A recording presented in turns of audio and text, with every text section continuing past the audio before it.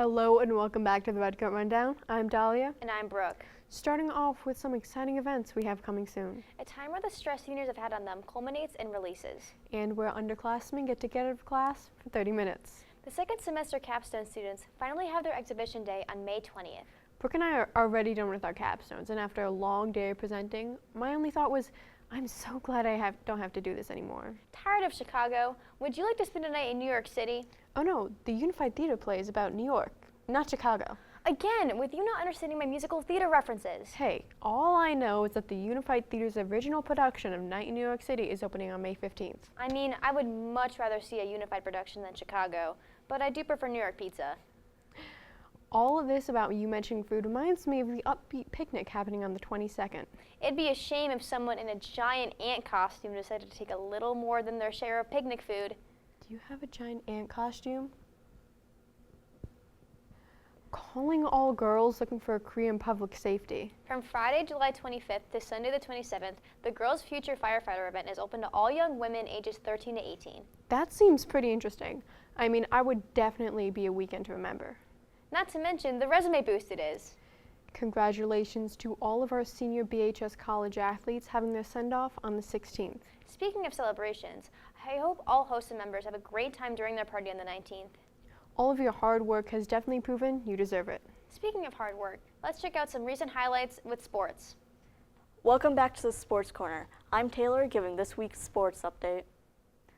Due to rain, many games were postponed, but our Redcoats still fought hard last week.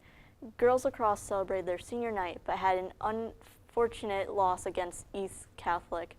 Girls golf had been on a roll with a 7-0 record this season, winning against Newington last week. Boys baseball had the opportunity to play at Duncan Field with an excellent 12-3 win against Plainville. At the end of April, their record so far has been tremendously 11-1.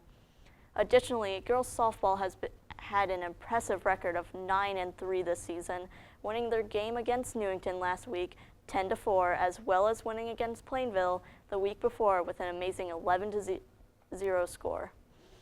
Now for this week's schedule. There are many upcoming home games after last week's rain.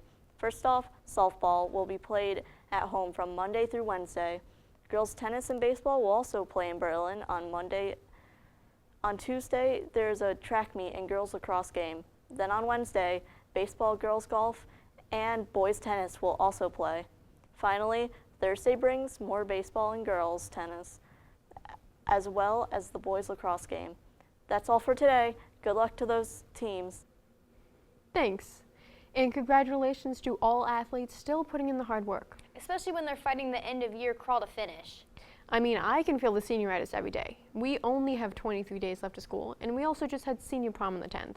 It was such a fun time, and I had such a great time. Not to mention, there are only 23 days left of school. Whoa. Or the NHS induction that happened on the 1st.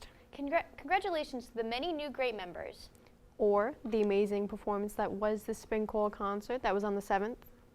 One thing I don't want to flash back to is the AP tests I had to take last week. I mean, good luck to anyone taking them this week. I'm sure you'll do great. Finally, for our flashback, we had Teacher Appreciation Week last week. A teacher can make or break a class. A year. Or even a lifetime.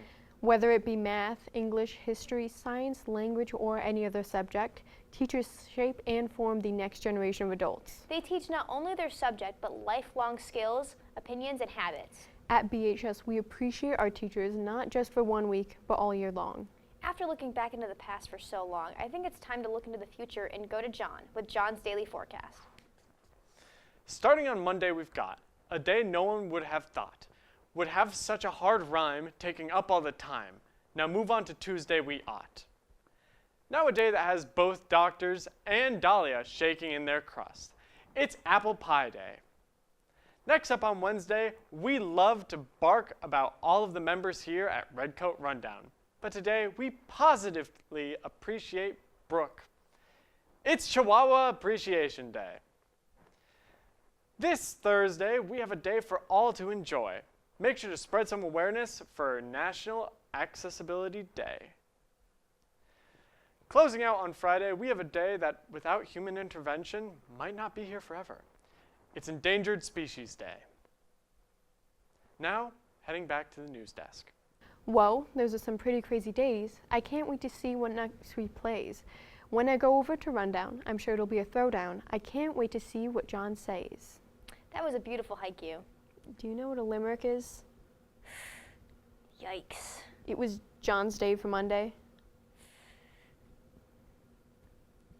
Okay, Brooke.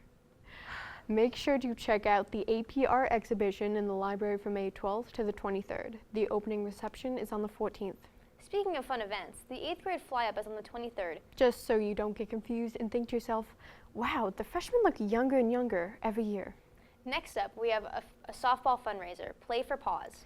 Attendees may bring their pets, donate to local shelters, and buy animal-friendly treats. I can't wait to go. When is it, Dahlia? It's today, May 12th at 7 o'clock. For our last announcement, we would like to shout out a club. The Comic Book Creators Club meets every Thursdays. Creator of the club for comic book lovers is Rory Logan, a talented comic book artist and writer. You may have seen some of her work on the last page of the school's new paper, the Redcoat Rambler. Now, to keep up with the recent tradition, we'd like to end off the episode with a lie detector. If you don't know how the game works, this segment tests you, the viewer, to see if you can spot the fake fact out of 2 real ones. You'll have 10 seconds to spot the faked. This week, we have 3 facts about dinosaurs, but only 2 of them are true. Can you become the lie detector? Our first fact is that dinosaurs are the largest animals to have ever walked the earth. Our second fact is that the smartest dinosaurs were carnivores. And the third fact is that dinosaurs could fly.